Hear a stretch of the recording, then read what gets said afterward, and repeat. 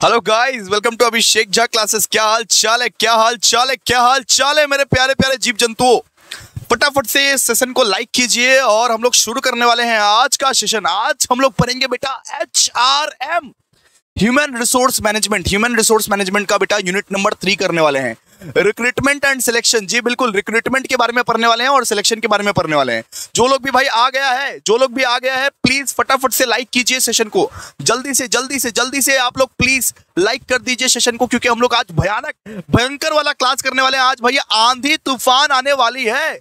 ओ hello, आपसे बोल रहा हूं नालायक बच्चों, जल्दी से इस सेशन को लाइक करो। बाबू सोना जादू टोना, जिसको भी बुलाना है बुला लो, जिसको भी बुलाना है बुला लो। आज भाई तूफान मचाएंगे। आज यूनिट नंबर 3 करेंगे HRM का, यूनिट नंबर 4 करेंगे, यूनिट नंबर 5 करेंगे, पूरा का पूरा HRM खत्म कर देंगे आज। जल्दी से लाइक कीजिए और एक बार प्लीज कंफर्म कीजिए। आप लोग अगर आ गए हो तो एक बार प्लीज कंफर्म कीजिए फटाफट से, क्योंकि फटाफट से हम लोग कोई चैप्टर खत्म करना है और डिटेल में खत्म करना है। फटाफट से भी खत्म करना है और डिटेल में खत्म करना है, कोना कोना से खत्म करना है। जल्दी से अगर आप लोग आ गए हो तो जल्दी से बताइए। चलिए, आज सबसे पहला टॉपिक जो हम लोग करने वाले हैं बेटा, उसका नाम है रिक्रूटमेंट एंड सिलेक्शन है, यूनिट नंबर 3। यूनिट नंबर 3 ये जो चैप्टर है, ये चैप्टर आपको जन्नत की सैर करवाएगा। क्या सर? जन्नत की सैर करवाएगा। सबसे पहले बात करने वाले हैं रिक्रूटमेंट का। क्या बात करने वाले हैं? रिक्रूटमेंट का। अब देखिए, अब बोलोगे रिक्रूटमेंट मतलब क्या सर? रिक्रूटमेंट मतलब आम शब्दों में आओ ना बाबू, आओ ना बाबू, आओ ना बाबू, इस जॉब के लिए अप्लाई करो ना बाबू। इस प्रोसेस को हम लोग बोलते हैं रिक्रूटमेंट। जब आप कोई कैंडिडेट को इंड्यूस करते हो, जब आप पीपल्स को इंड्यूस करते हो कि आओ हमारे ऑर्गेनाइजेशन में वैकेंसीज खाली है, अप्लाई कर लो बेटा, क्या पता तुम्हारा सिलेक्शन हो जाए। हुआ नहीं है सिलेक्शन, हो जाए, क्या पता तुम्हारा सिलेक्शन। उस प्रोसेस को हम लोग क्या बोलते हैं? उस पद्धति को हम लोग क्या बोलते हैं? उस पद्धति को हम लोग बोलते हैं रिक्रूटमेंट। उस प्रोसेस को हम लोग क्या बोलते हैं बेटा? रिक्रूटमेंट। तो रिक्रूटमेंट मतलब आओ ना बाबू, क्या? आओ ना बाबू, इस जॉब के लिए अप्लाई करो ना बाबू, प्लीज बाबू इस जॉब के लिए अप्लाई कर लो, लेकिन सिलेक्शन का गारंटी हम नहीं लेंगे। इस जॉब के लिए अप्लाई करो ना बाबू, आओ ना बाबू, इस जॉब के लिए अप्लाई करो ना बाबू। इसको हम लोग क्या बोलते हैं? इस पूरा का पूरा प्रोसेस को हम लोग क्या बोलते हैं? बोलो ना पगला। रिक्रूटमेंट बोलते हैं, रिक्रूटमेंट बोलते हैं। आ जाओ, एक बार इसको इंग्लिश में पढ़ते हैं। अब इसी को बना बना के लिखना है, और क्या, इसी को इंग्लिश में बना बना के लिखना है। सिंपल सा बात है। रिक्रूटमेंट मतलब क्या होता है? Recruitment refers to the process of inducing people. Simple सा बात है, इंड्यूस कर रहे हैं हम, बुला रहे हैं उसको, आओ ना बाबू इस जॉब के लिए अप्लाई करो ना बाबू। Inducing people, recruitment refers to the process of inducing people to apply for the job. इस जॉब के लिए अप्लाई करो ना बाबू in the organisation. The objective of recruitment is to procure maximum number of qualified prospective candidate to filling the vacant place in the organization. So it is called the positive process. Simple सा बात है, हम लोग maximum से maximum बकरा को पकड़ेंगे। अरे बकरा मतलब जानते हो आप लोग? मैक्सिमम से मैक्सिमम बकरा लोगों को पकड़ेंगे कि आओ इस जॉब के लिए अप्लाई करो, क्या पता तुमको मिल जाए। सुनो, वैकेंसी रहता है 2, लेकिन हम लोग बुलाते हैं किसको? अरे 2000 लोगों को। सुनो, एक एक बिजनेस में, एक एक कंपनी में वैकेंसी सिर्फ 2 ठो रहता है बेटा, और ये बेटा लोग बुलाता है 2000 लोगों को। ये लोग जानबूझकर ऐसा करता है, क्योंकि बेस्ट से बेस्ट, एकदम छन्नी से छान के उन लोगों को बहुत बेहतर से बेहतर इंप्लॉय चाहिए, उन लोगों को बेहतरीन से बेहतरीन इंप्लॉय चाहिए उन लोगों को। इसीलिए वैकेंसी रहता है 2, लेकिन बुलाता है 2000 लोगों को, आओ ना बाबू इस जॉब के लिए अप्लाई करो ना बाबू। ये लोग चाहता है कि maximum number of qualified candidates आए, इस जॉब के लिए इंटरव्यू दे और ये लोग सेलेक्ट करे बेटा। इस पूरा का पूरा प्रोसेस को क्या बोलते हैं बेटा? इस पूरा का पूरा प्रोसेस को बोलते हैं रिक्रूटमेंट। समझ में आया आप लोगों को? Recruitment refers to the process of inducing people to apply for the job in the organization. The objective of recruitment is to procure maximum number of qualified candidates for filling the vacant jobs of the organization. Maximum number of qualified candidates को बुलाना है, मनमोहित करना है, सम्मोहित करना है और बोलना है आओ ना बाबू। क्या? वापस से रिपीट कीजिए, आओ ना बाबू इस जॉब के लिए अप्लाई करो ना बाबू। सिंपल सा बात है। चलिए आगे। ये तो हम लोग बात किया रिक्रूटमेंट का, ये सब नहीं पढ़ना है, ये तो बात किया रिक्रूटमेंट का। आइए अब पढ़ते हैं स्टेप्स ऑफ रिक्रूटमेंट प्रोसेस। कौन कौन सा स्टेप्स हम लोग फॉलो करते हैं रिक्रूटमेंट करने के लिए बेटा? कौन कौन सा स्टेप्स हम लोग फॉलो करते हैं? कौन कौन सा पद्धति, कौन कौन सा स्टेप्स, कौन कौन सा प्रोसेस हम लोग फॉलो करते हैं? Steps of recruitment process. सबसे पहला steps, what sir, what what sir? सबसे पहला step, identification of sources of procurement of employee. सबसे पहले हम ये आइडेंटिफाई करेंगे कि हम कौन से सोर्सेस से रिक्रूट करने वाले हैं। हम कौन से सोर्सेस से रिक्रूटमेंट करने वाले हैं। ये रिक्रूटमेंट जो होने वाला है, ये ससुरा रिक्रूटमेंट जो होने वाला है, ये कौन से सोर्सेस से हम लोग करने वाले हैं। क्या हम लोग इंटरनल सोर्स से करने वाले हैं या हम लोग एक्सटर्नल सोर्स से करने वाले हैं? और एक्सटर्नल सोर्स से अगर करने वाले हैं तो कौन से सोर्सेस? क्या हम लोग within the organisation recruitment करेंगे? क्या हम लोग विदाउट द ऑर्गेनाइजेशन करेंगे? क्या ऑर्गेनाइजेशन के अंदर से रिक्रूटमेंट होगा या ऑर्गेनाइजेशन के बाहर से रिक्रूटमेंट होगा? सिंपल सा बात है, सबसे पहले सोर्सेस देख लो, कौन से सोर्सेस से हम लोग अपने एम्प्लॉयज का रिक्रूटमेंट करेंगे, कौन कौन से सोर्सेस से हम लोग अपने एम्प्लॉयज का रिक्रूटमेंट होंगे। क्योंकि बेटा अगर आप देखोगे तो सोर्सेस तो बहुत सारे हैं। सोर्सेस अगर हम आपको दिखाने का कोशिश करें, आइए सोर्सेस दिखाने की कोशिश करें तो बहुत सारे हैं। इंटरनल सोर्सेस में 2 है, ट्रांसफर, प्रमोशन। एक्सटर्नल सोर्सेस में एडवर्टाइजमेंट है, एम्प्लॉय एक्सचेंज है, सोशल मीडिया है, एग्जिस्टिंग एम्प्लॉय है। कौन से सोर्सेस का इस्तेमाल करें, किस सोर्सेस के हेल्प से हम लोग रिक्रूट करें, किस सोर्सेस के हेल्प से हम लोग बुलाएं अपने एम्प्लॉय को, आओ ना बाबू इस जॉब के लिए अप्लाई करो ना बाबू। कौन से सोर्सेस? तो सबसे पहले क्या होगा, सबसे पहले देखिए, सबसे पहले क्या होता है, सबसे पहले हम लोग आइडेंटिफाई करते हैं सोर्सेस का। The first step of the recruitment is to identify the sources of the procurement of the employee. After knowing the need for the employee, for the departmental manager, अच्छा फिर क्या होता है? सेकंड स्टेप में क्या होता है? सेकंड स्टेप में कंपेयर करते हैं, एक दूसरे को कंपेयर करते हैं। जैसे आप लोग आपस में कंपेयर करते हो ना, ए मेरा जो पुराना वाला दोस्त था वो बहुत बढ़िया था, ये जो नया वाला दोस्त है वो तो सांप है, सांप। ये जो नया वाला दोस्त है वो तो पूरा सांप है, सांप। मेरा पुराना वाला दोस्त एकदम कितना अच्छा था, वाव वाव सर। कंपेयर करते हो एक दूसरे को, अरे करते हो ना कंपेयर। तो एक दूसरे सोर्सेस को आप क्या करते हो, कंपेयर करते हो। सिंपल सी बात है, आप फिर ये सोचते हो कि क्या एडवर्टाइजमेंट करना ज्यादा सही रहेगा, क्या एडवर्टाइजमेंट करना ज्यादा सही रहेगा या सोशल मीडिया पे पोस्टिंग करना ज्यादा सही रहेगा। मतलब एक दूसरे सोर्सेस, आपने अपने दिमाग के अंदर बहुत सारे सोर्सेस सोच के रखे हैं, उन सोर्सेस का कंपैरिजन करते हो। उसके बाद after identification of sources of employees, the next step is to the मतलब कि recruitment is to compare reliability of the various sources. इसके बाद क्या होता है? इसके बाद बेटा सिलेक्शन होता है, selection of the best source. Compare करने के बाद आप बेहतरीन सोर्स, जो बेस्ट सोर्स है उसको आप सिलेक्ट करते हो। After comparison of the various sources in the second step, the best source is selected under the step. इसके बाद क्या होता है? Invitation of the application. इसके बाद जो सोर्सेस को आपने चुना, मान लीजिए आपने चुना कि एडवर्टाइजमेंट करके ही सारे के सारे जन को बुलाते हैं, एडवर्टाइजमेंट करके ही सारे के सारे जन को रिक्रूट करते हैं। जितने जन है, रिक्रूटमेंट ये प्रोसेस है, ये एडवर्टाइजमेंट करके करते हैं। तो आप इन्विटेशन करोगे, इसके बाद invitation of employees application. In this step, application are invited from the prospective candidate for filling the vacant post. It is the last step of recruitment. Simple सी बात है। तो ये पूरा का पूरा स्टेप्स है, ठीक है। सबसे पहले क्या करते हो? Identification of sources of procurement of employees. दूसरा क्या sir? Comparison of various sources. तीसरा क्या? Selection of best source. फिर फोर्थ क्या? Invitation of application. ठीक है, ये 4 सोर्स है, ये 4 सोर्स के माध्यम से आप करते हो। इसके बाद बात करते हैं सोर्सेस ऑफ रिक्रूटमेंट।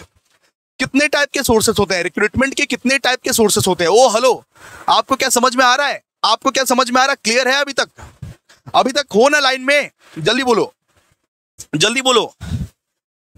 इसके बाद हम लोग क्या पढ़ने वाले हैं? इसके बाद हम लोग पढ़ने वाले हैं सोर्सेस ऑफ रिक्रूटमेंट। अरे एक रिक्रूटमेंट के कितने सोर्सेस हैं? एक रिक्रूटमेंट प्रोसेस के कितने सोर्सेस हैं? कितने सोर्सेस हैं एक ठीक है। सबसे पहले है दोस्तों इंटरनल सोर्स। एक रिक्रूटमेंट प्रोसेस के 2 सोर्सेस होते हैं, एक होते हैं इंटरनल सोर्स, एक क्या होते हैं? इंटरनल सोर्स, एक होते हैं एक्सटर्नल सोर्स।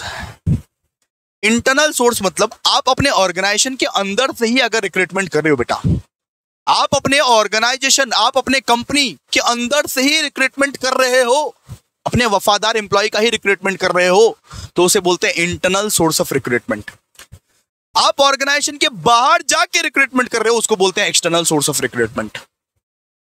आप अगर अपने ऑर्गेनाइजेशन के अंदर बैठ के ही रिक्रूटमेंट कर रहे हो, जो भी एग्जिस्टिंग एम्प्लॉयज है, जो भी पुराने एम्प्लॉयज है, उनका ही रिक्रूटमेंट कर रहे हो, तो उसको बोलते हैं, उस प्रोसेस को बोलते हैं internal. Source of recruitment. And अगर ऑर्गेनाइजेशन के बेटा बाहर जाके रिक्रूटमेंट कर रहे हो उसको बोलते हैं external source of recruitment. Recruitment के दो टाइप्स होते हैं, एक होता है इंटरनल, एक होता है एक्सटर्नल। सबसे पहले बात करते हैं इंटरनल सोर्स ऑफ रिक्रूटमेंट का। इंटरनल में ना दो टाइप्स आते हैं। इंटरनल में क्या आता है? इंटरनल में दो टाइप्स आते हैं, मतलब कि दो तरीकों से आप इंटरनल सोर्स ऑफ रिक्रूटमेंट कर सकते हो। ठीक है, दो तरीकों से बेटा आप इंटरनल सोर्स ऑफ रिक्रूटमेंट कर सकते हो। सबसे पहले हो गया भैया ट्रांसफर। सबसे पहले हो गया ट्रांसफर। एज्यूम करो हम यहां पे थे कोलकाता में, और हम बहुत बढ़िया काम कर रहे थे, एक ऑर्गेनाइजेशन के लिए काम कर रहे थे, हम बहुत बढ़िया काम कर रहे थे, इतना बेहतरीन काम कर रहे थे कि वो ना हमको सिलीगुड़ी भेज दिए। वो बोले कि सेम पोस्ट के लिए हमको सिलीगुड़ी जाना पड़ेगा, बिकॉज सिलीगुड़ी में वैसा कैंडिडेट है ही नहीं। अरे सिलीगुड़ी में तुम्हारे जैसा अच्छा कैंडिडेट है ही नहीं, इसीलिए अभिषेक तुम कोलकाता से सिलीगुड़ी शिफ्ट हो जाओ। उसको बोलते हैं ट्रांसफर। ये क्या है? इंटरनल सोर्स ऑफ रिक्रूटमेंट का सबसे पहला तरीका क्या है? Transfer. Transfer means shifting of an employee from one job to another, मतलब एक जॉब से दूसरा जॉब जब शिफ्ट कर देता है एम्प्लॉय को, उस प्रोसेस को हम लोग क्या बोलते हैं? ट्रांसफर। दूसरा आता है प्रमोशन। प्रमोशन मतलब भैया हम निचले दर्जे में काम करते थे, हमको प्रमोट कर दिया गया, हमको ऊपर वाला दर्जा दे दिया गया। सिंपल भाई, हमको प्रमोशन मिल गया, उसको क्या बोलते हैं? प्रमोशन। सिंपल सी बात है, promotion. Promotion refers to the shifting an employees to a higher rank with more pay. Simple सी बात है, ये क्या है? ये अंदर से ही रिक्रूटमेंट होता है, ये विद इन द ऑर्गेनाइजेशन से ही रिक्रूटमेंट होता है बेटा। इंटरनल सोर्स में टू टाइप्स आते हैं, एक होता है ट्रांसफर, एक होता है प्रमोशन। ट्रांसफर मीन्स बताओ, ट्रांसफर का मतलब बताओ क्या होता है? जल्दी बोलो। ट्रांसफर मतलब एक एम्प्लॉय को आप शिफ्ट कराते हो, एक एम्प्लॉय को आप एक जॉब से दूसरे जॉब में शिफ्ट कराते हो, सीधा सा बात है। उसको हम लोग क्या बोलते हैं? ट्रांसफर। ये भी एक इंटरनल सोर्स ऑफ रिक्रूटमेंट है। दूसरा प्रमोशन। प्रमोशन मतलब मैं लोअर रैंक पे था, मेरे को हायर रैंक पे शिफ्ट कर दिया गया। मैं लोअर रैंक पे था, मेरे को हायर रैंक पे शिफ्ट कर दिया गया। सिंपल सा बात है, विद मोर पे, इसको बोलते हैं प्रमोशन। अब बात करते हैं एक्सटर्नल सोर्सेस का। क्या क्या है एक्सटर्नल सोर्सेस में? एक्सटर्नल सोर्सेस का अगर बात करें, एक्सटर्नल सोर्सेस ऑफ रिक्रूटमेंट का अगर बात करें तो क्या क्या है? देखिए, सबसे पहले आता है एडवर्टाइजमेंट। एक्सटर्नल सोर्सेस मतलब रिक्रूटमेंट बाहर से कर रहे हो, एम्प्लॉयज को रिक्रूट बाहर से कर रहे हो दोस्तों। बाहर में जा रहे हो और बोल रहे हो आओ ना बाबू, जॉब के लिए अप्लाई करो ना बाबू। सिंपल सी बात है, ठीक है। ये क्या है? External sources. एक्सटर्नल सोर्सेस में सबसे पहला जो सोर्स होता है वो होता है एडवर्टाइजमेंट। एडवर्टाइजमेंट जो है ना, वो बहुत ज्यादा कॉमन मेथड है। आप न्यूज़पेपर में भी या टीवी में भी, आपका औकात है तो टीवी में, न्यूज़पेपर में, कहीं पे भी आजकल एडवर्टाइजमेंट, वो ठीक है, आप कहीं पे भी एडवर्टाइजमेंट आजकल ये कर सकते हो। तो कहीं पे भी आजकल एडवर्टाइजमेंट आप डलवा सकते हो। ओके, तो advertisement is a common method of encouraging people to apply for the job. When an organization wants to appoint employee for outside the organization, it may invite application from the prospective employees through advertisement in newspaper और TV. भाई देखो, advertisement को TV के through भी दिया जा सकता है, न्यूज़पेपर के थ्रू भी दिया जा सकता है, ठीक है। Advertisement is the most common method of encouraging people to apply for a job। Simple सी बात है। इसके बाद एम्प्लॉय एक्सचेंज मतलब क्या होता है बताओ? एम्प्लॉय एक्सचेंज मतलब होता है जहां पे एम्प्लॉयर और जहां पे एम्प्लॉय का मिलन होता है, जहां पे एम्प्लॉयर और एम्प्लॉय का मिलन होता है। एम्प्लॉयर जहां पे आते हैं और एम्प्लॉय एक्सचेंज को बोलते हैं कि भाई इतने वैकेंसीज खाली है ये ऑर्गेनाइजेशन के लिए, अगर कोई होनहार कैंडिडेट दिखे तो बताना। वहां पे एम्प्लॉय भी जाता है उस एक्सचेंज में और बोलता है कि क्या मेरे लिए कुछ नौकरी वोकरी आई है तो बताओ मेरे को। मतलब सीधा सा बात है, शादी.com की तरह। शादी.com जैसे शादी करवाती है, उसी तरीके से एम्प्लॉयर एक्सचेंज एम्प्लॉय और एम्प्लॉयर को मिलवाती है। एम्प्लॉयर एक्सचेंज एक संस्था है जो गवर्नमेंट का बनाया हुआ संस्था है, जो गवर्नमेंट चलाता है, जो एक एम्प्लॉयर और एम्प्लॉय को मिलवाता है। सिंपल सी बात है।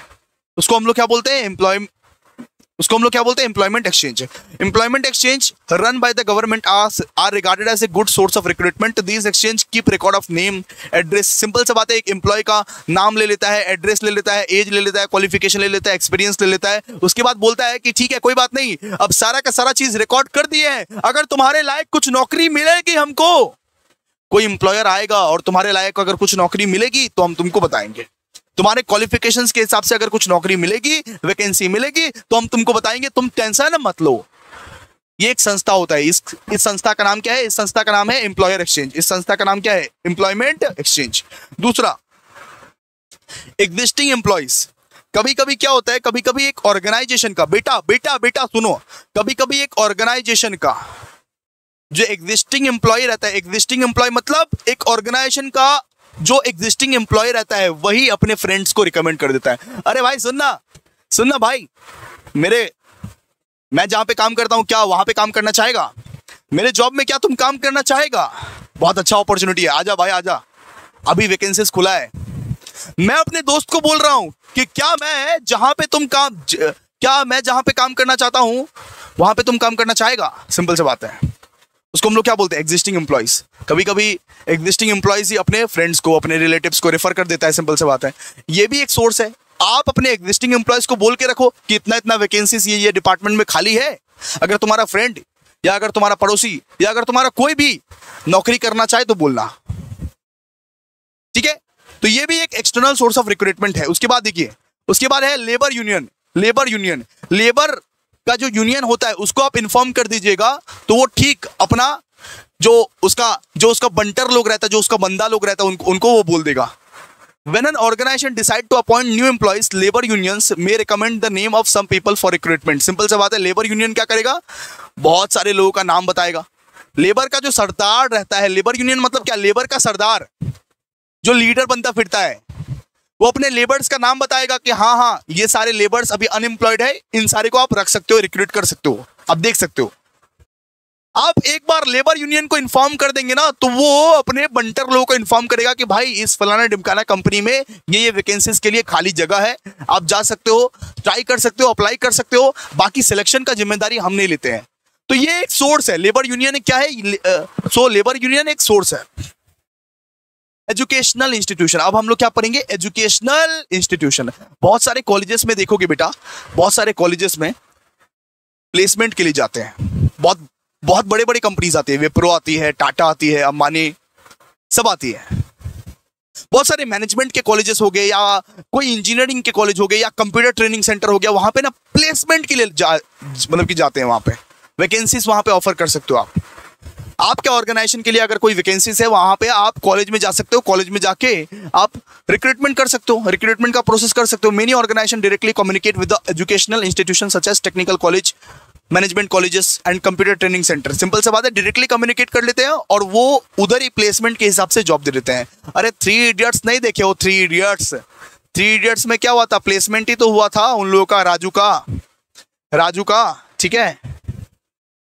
इसके बाद लेबर कॉन्ट्रैक्टर, जो लोग लेबर को कॉन्ट्रैक्ट करता है, जिन लोगों को भाज रहता है लेबर वेबर का, उन लोगों को भी आप बोल सकते हो। अगर आपको छोटा मोटा काम के लिए रिक्रूटमेंट करना है, मान लीजिए सिक्योरिटी गार्ड के काम के लिए, मिस्त्री के काम के लिए, अगर आपको रिक्रूटमेंट करना है तो आप लेबर कॉन्ट्रैक्टर को बोल सकते हो। लेबर कॉन्ट्रैक्टर आप लोगों को लेबर दे देगा अपना, ठीक है? Labour contractor maintain close links with the labour and managers. When managers require labour, the labour contractor supply labour. Simple सी बात है, मैनेजर के साथ वो एकदम क्लोज लिंक रखता है। लेबर कॉन्ट्रैक्टर एक बिचौलिया रहता है। क्या रहता है सर? बिचौलिया। क्या रहता है सर? बिचौलिया, बीच का भेदी। लेबर के साथ भी अच्छा रिलेशन रखेगा बेटा और मैनेजर के साथ भी अच्छा रिलेशन रखेगा, ठीक है? समझे?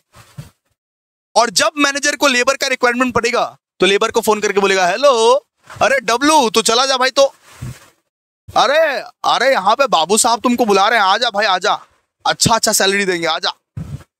ये क्या है? Labour contractor. इसके बाद फैक्ट्री गेट मतलब क्या है कि कभी कभी फैक्ट्री गेट मतलब फैक्ट्री के गेट के ऊपर कभी कभी नोटिफिकेशन रहता है। मान लीजिए कि छोटा मोटा पोस्ट है, सिक्योरिटी गार्ड का पोस्ट है, मिस्त्री का पोस्ट है, वो फैक्ट्री के गेट के ऊपर एक नोटिफिकेशन रहता है कि हाँ भाई 2 सिक्योरिटी गार्ड का वैकेंसी खाली है, मिनिमम क्वालिफिकेशन 10वीं पास। इस तरीके से पूरा का पूरा नोटिफिकेशन फैक्ट्री के गेट पे ही रहेगा और उसको आप पढ़ के अप्लाई कर सकते हो, उसको आप पढ़ के फोन कर सकते हो, कॉल कर सकते हो, कनेक्ट कर सकते हो छोटा मोटा जॉब के लिए, ठीक है? Sometimes notice of vacancies is put on the factory gate. Factory के गेट पर एक वैकेंसी का नोटिस रहेगा। The job seekers apply for the job in the following this notice, ठीक है? अब भाई सीए एमबीए का जॉब के लिए थोड़ा ना रहेगा ऐसा फैक्ट्री के गेट पर नोटिस, नहीं भाई। सिक्योरिटी गार्ड, अरे छोटा मोटा जॉब के लिए फैक्ट्री के गेट पर एक नोटिफिकेशन रहता है जहां पे इन्फॉर्म कर दिया जाता है कि हाँ भाई इस पोस्ट के लिए, सिक्योरिटी गार्ड के पोस्ट के लिए 2 वैकेंसीज खाली है, जिसको भी अप्लाई करना है अप्लाई कर सकते हो। चलो इंटरनेट, भाई इंटरनेट सबसे पॉपुलर मेथड, भैया इंस्टाग्राम पे पोस्ट करेंगे, भैया इंस्टा पे पोस्ट करेंगे, भैया फेसबुक पे पोस्ट करेंगे, भैया वेबसाइट पे पोस्ट कर दो, सीधा सा बात है। वैकेंसीज जो है फेसबुक, इंस्टा, ट्विटर, सब जगह पोस्ट कर दो। At the present age internet is popular source of recruitment. Internet से ही जो रिक्रूटमेंट होता है वो रिक्रूटमेंट होता है। There are many websites which provides information about vacancies available in the different organisation. Simple सा बात है, ठीक है। अब देखिए इंपॉर्टेंस पढ़ेंगे, अब आगे पढ़ेंगे इंपॉर्टेंस से, लेकिन सबसे पहले आप 2 एक्सटर्नल सोर्स का नाम बताओगे। मेरे को 2 एक्सटर्नल सोर्स का नाम बताओगे, जल्दी बताओ। मेरे को 2 एक्सटर्नल सोर्स का नाम बताओ जल्दी से, ठीक है। चलो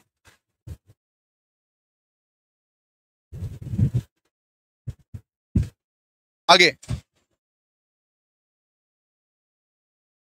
एक्सटर्नल सोर्स का नाम बताओ भाई, क्यों नहीं बता रहे हो? एक्सटर्नल सोर्स का 2 नाम बताओ, जल्दी से बताओ। बात करेंगे इंपॉर्टेंस ऑफ रिक्रूटमेंट। क्या क्या है इंपॉर्टेंस ऑफ रिक्रूटमेंट? इंपॉर्टेंस क्या है रिक्रूटमेंट का? क्या इंपॉर्टेंस है? सबसे पहले access to talent. It helps attract of pool of candidate, qualified candidate with the skill and experience needed to fill job vacancies effectively. मतलब सीधा सा बात है, अगर आप क्वालिफाइड कैंडिडेट को खोज रहे हैं तो रिक्रूटमेंट ही एक प्रोसेस है, रिक्रूटमेंट ही एक रास्ता है जिस रास्ता से आप क्वालिफाइड कैंडिडेट को बोल सकते हो आओ ना बाबू, इस जॉब के लिए अप्लाई करो ना बाबू, ठीक है। Access to talent. इसके बाद ऑर्गेनाइजेशनल गोल्स। अगर ऑर्गेनाइजेशन का ग्रोथ चाहते हो, अगर ये चाहते हो सीरियसली कि ऑर्गेनाइजेशन ग्रो करे, ऑर्गेनाइजेशन का ग्रोथ हो, तो भाई सही तरीके से रिक्रूटमेंट करो। Recruitment support organisational goals by ensuring that new possibilities are filled promptly. इसके बाद अगर चाहते हो स्किल एनहांसमेंट हो, जो नए नए टैलेंट आए वो स्किलफुल टैलेंट आए, वो अपना क्रिएटिविटी के साथ, वो अपना इनोवेशन के साथ ये पूरा का पूरा ऑर्गेनाइजेशन को चलाए। अगर ये चाहते हो तो फिर आपको रिक्रूटमेंट तो करना पड़ेगा जी। तो इसके वजह से क्या होता है? इसकी वजह से नया नया टैलेंट आता है, नया नया टैलेंट स्किल के साथ आता है, और एकदम नया नया स्किल्स के साथ आएगा, इनोवेशन के साथ आएगा, क्रिएटिविटी के साथ आएगा, तो ऑटोमेटिकली ऑर्गेनाइजेशन ग्रो तो करेगा ना रे बाबा। इसके बाद succession planning. Recruitment facilitates succession planning by identifying and nurturing potential future leaders with the organization. Simple सा बात है, रिक्रूटमेंट की वजह से क्या होता है कि आप फ्यूचर में जो लीडर बनने वाले हो उसका प्लान कर रहे हो। आप अभी एक एम्प्लॉय को हायर करने वाले हो, वो एम्प्लॉयज का कितना कैपेबिलिटी है, वो फ्यूचर में क्या बन सकता है, वो फ्यूचर में कौन सा पोस्ट संभालेगा, कुछ तो ठीक ठिकाना नहीं भाई। एक नॉर्मल सा एम्प्लॉय फ्यूचर में कितना बड़ा बड़ा पोस्ट पे बैठा रहता है।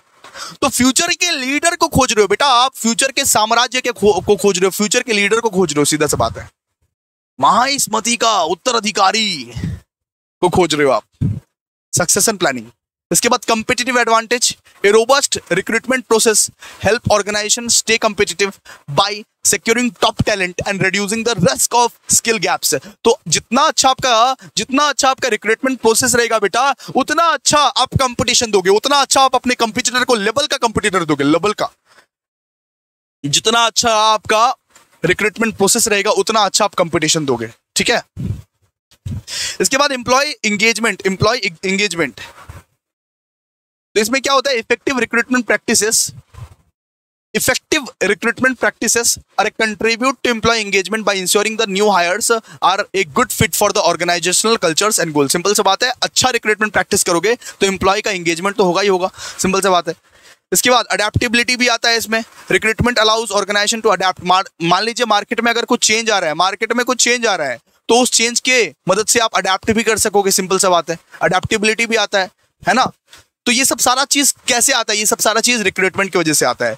अब रिक्रूटमेंट पॉलिसी के बारे में पढ़ते हैं। रिक्रूटमेंट पॉलिसी क्या होता है? रिक्रूटमेंट पॉलिसी से फॉर्मल डॉक्यूमेंट। क्या है रिक्रूटमेंट पॉलिसी? एक फॉर्मल डॉक्यूमेंट है, एक सेट ऑफ गाइडलाइंस है, रूल्स एंड रेगुलेशंस लिखा हुआ है। एक डॉक्यूमेंट है, उसमें सारा का सारा रूल्स एंड रेगुलेशंस लिखा हुआ है, गाइडलाइंस लिखा हुआ है, सब चीज पूरा का पूरा प्रोसेस लिखा हुआ है, किस तरीके से रिक्रूटमेंट करना है, एक ऑर्गेनाइजेशन को किस तरीके से कौन कौन सा मेथड्स, कौन कौन सा पॉलिसीज को फॉलो करके रिक्रूटमेंट करना है, ये पूरा का पूरा एक फॉर्मल डॉक्यूमेंट में लिखा रहता है। उस डॉक्यूमेंट को हम लोग क्या बोलते हैं? Recruitment policy. A recruitment policy is a formal document or set of guidelines that outlines an organizational approach of attracting, selecting, hiring new employees. Simple सा बात है, ऑर्गेनाइजेशन किस तरीके से अट्रैक्ट करता है, सेलेक्ट करता है, न्यू एम्प्लॉय को हायर करता है, ये पूरा का पूरा प्रोसेस है एक रिक्रूटमेंट पॉलिसी में लिखा रहता है. इसको हम लोग क्या बोलते हैं? Recruitment policy.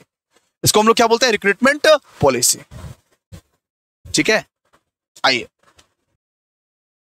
अब बात करते हैं रिक्रूटमेंट प्रोसेस. अच्छा, ये हम लोग ऑलरेडी कर दिए. सुनिए सुनिए सुनिए सुनिए सुनिए सुनिए. स्टेप्स ऑफ रिक्रूटमेंट प्रोसेस अगर आप पढ़ लेंगे ना तो ये नहीं पढ़ना पड़ेगा. ठीक है, वही में आप लिख सकते हो. ये चीज आपको नहीं पढ़ना पड़ेगा. स्टेप्स ऑफ रिक्रूटमेंट प्रोसेस आप अगर पढ़ लिए तो ये चीज आपको नहीं पढ़ना पड़ेगा. ओके, समझिए आप लोग? समझ गए आप लोग? चलिए आगे बात करेंगे. सिलेक्शन क्या होता है? सिलेक्शन भैया, सिलेक्शन में अब देखिए, रिक्रूटमेंट में क्या बोलते थे? आओ ना बाबू. सिलेक्शन में क्या बोलते हैं? जाओ ना बाबू. सिलेक्शन में क्या बोलते हैं? बताओ. जाओ ना बाबू, हो गया तुम्हारा. भाई हमें सिलेक्ट करना है 2. हमने रिक्रूटमेंट के प्रोसेस में 2000 को अप्लाई करने के लिए बोला था. हमारे ऑर्गेनाइजेशन में 2000 लोग ने अप्लाई किया है, लेकिन हमें 2 पोजीशंस को बस सिलेक्ट करना है. तो ये क्या है? ये है selection. Selection is a negative process. Selection is what? Negative process है. Selection means the process of choosing the most suitable candidate. अपने ऑर्गेनाइजेशन के लिए सबसे सुटेबल कैंडिडेट को सिलेक्ट करना, जो सबसे होनहार हो. सिलेक्शन का मतलब है अपने ऑर्गेनाइजेशन के लिए सबसे बेहतरीन, सबसे सुटेबल कैंडिडेट को सेलेक्ट करना, सेलेक्ट करना, सेलेक्ट करना. इसको हम लोग क्या बोलते हैं? सिलेक्शन. ये सबसे, अब स्टेप्स को पढ़ेंगे. स्टेप्स, अब हम लोग स्टेप्स को पढ़ेंगे कि प्रोसेस ऑफ सिलेक्शन का क्या क्या स्टेप्स है. अब हम लोग स्टेप्स को पढ़ेंगे कि प्रोसेस ऑफ सिलेक्शन का क्या क्या स्टेप्स है. सबसे पहले क्या होता है? Scrutiny of the application form. Scrutiny of the application form. Scrutiny of the application form is the first step of the selection process. After receiving application on the plain paper, they are check to verify the minimum qualification of the applicants. मतलब सीधा सा बात है, यहां पे जब आप apply करते हो, जब आप एक जॉब के लिए अप्लाई करते हो, सबसे पहले वो चेक होता है. सबसे पहले वो चेक होता है कि क्या इसके पास मिनिमम क्वालिफिकेशन है.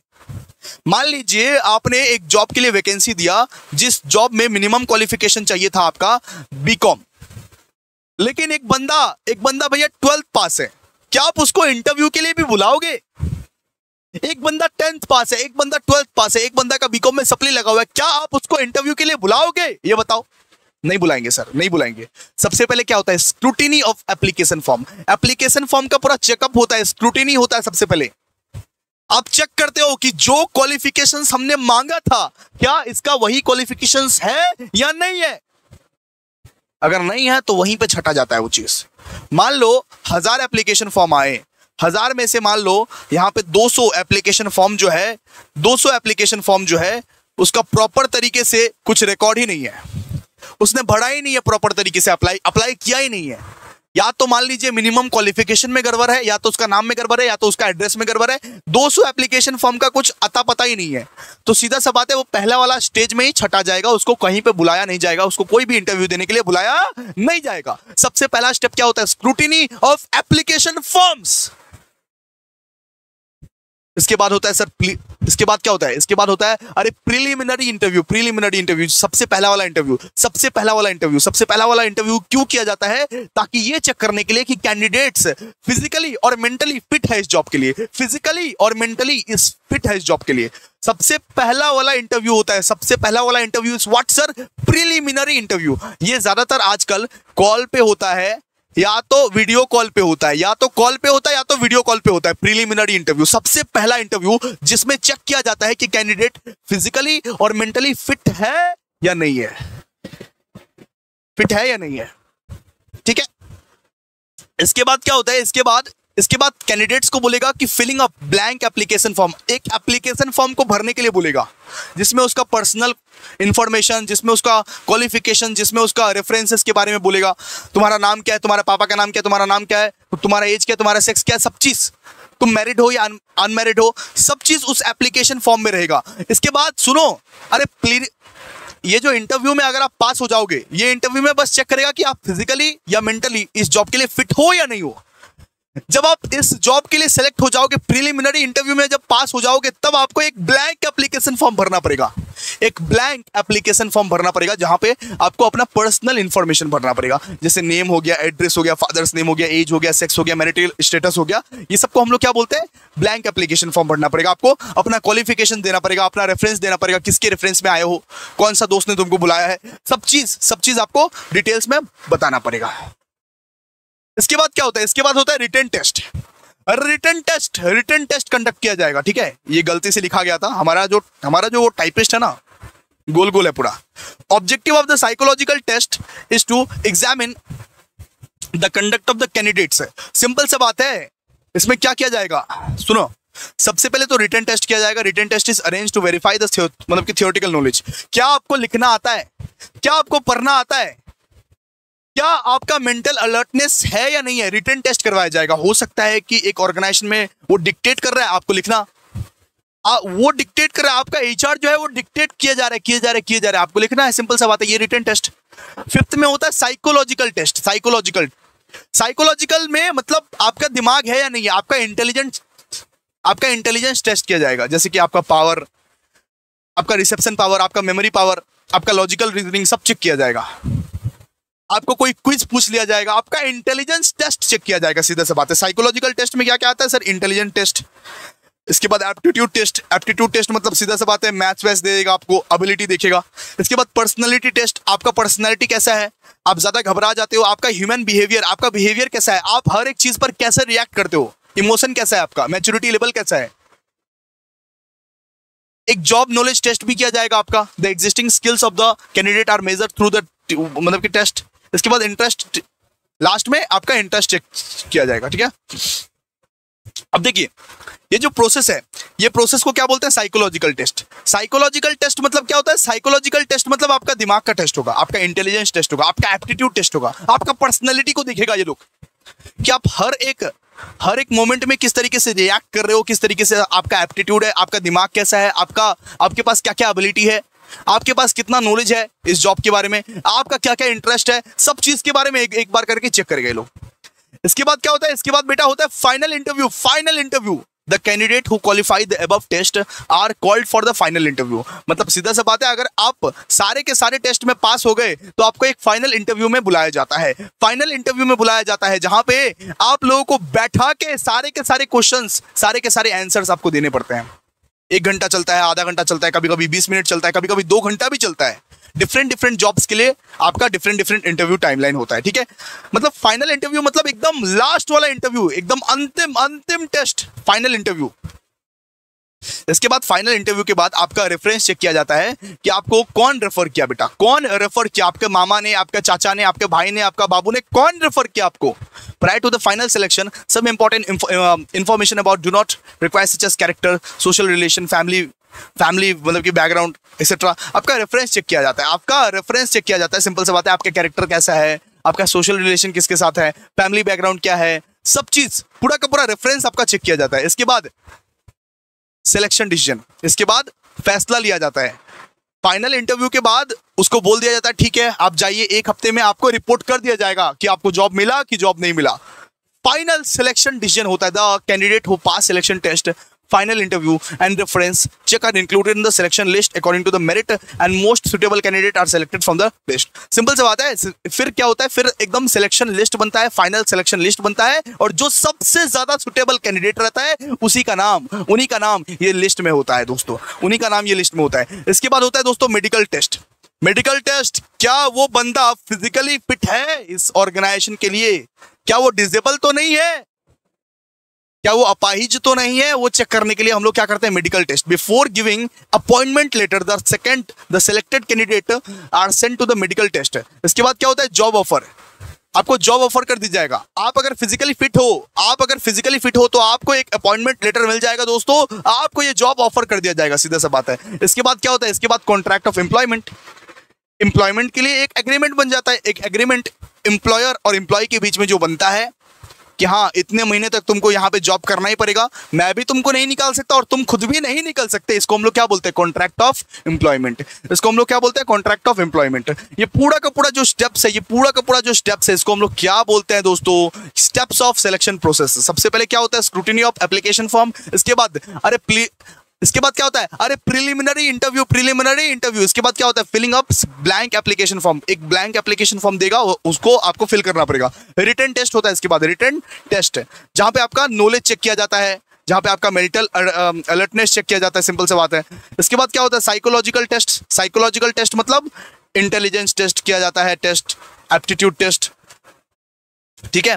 इसके बाद final interview, reference check, medical test, job offer, contract of employment. यही सब सारा का सारा प्रोसेस था। क्या था, अरे सिलेक्शन का प्रोसेस था। अब हम लोग पढ़ने वाले हैं रिक्रूटमेंट और सिलेक्शन का बीच में डिफरेंस। अब हम लोग नेक्स्ट क्या पढ़ने वाले हैं, रिक्रूटमेंट और सिलेक्शन का बीच में डिफरेंस। इसके बाद हमारा ये चैप्टर जो है बेटा वो खत्म हो जाएगा। ओ भाई साहब, ये चैप्टर जो है इसके बाद हमारा खत्म हो जाने वाला है। प्लीज एक बार लाइक करो, और स्टेप्स ऑफ सिलेक्शन प्रोसेस का हमको 3 स्टेप्स आप बता दीजिए। स्टेप्स का हमको 3 स्टेप बता दीजिए फटाफट से। जल्दी बोलो ना बाबू, जल्दी बोलो ना। हमको 3 स्टेप बता दीजिए स्टेप्स ऑफ सिलेक्शन प्रोसेस का।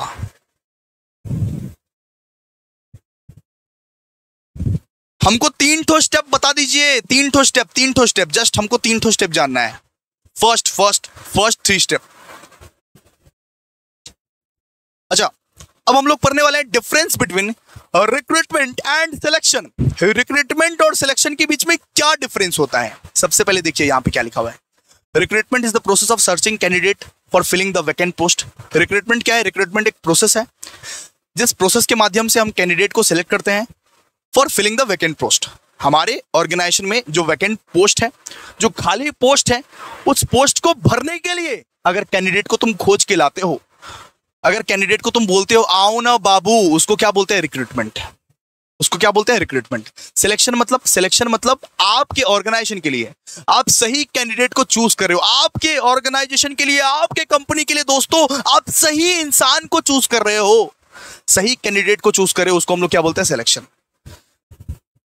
इसके बाद बात करते हैं रिक्रूटमेंट का क्या पर्पस रहता है। पर्पस क्या रहता है रिक्रूटमेंट का, रिक्रूटमेंट का पर्पस रहता है, the purpose of recruitment is to attract maximum number of candidate to the vacant post.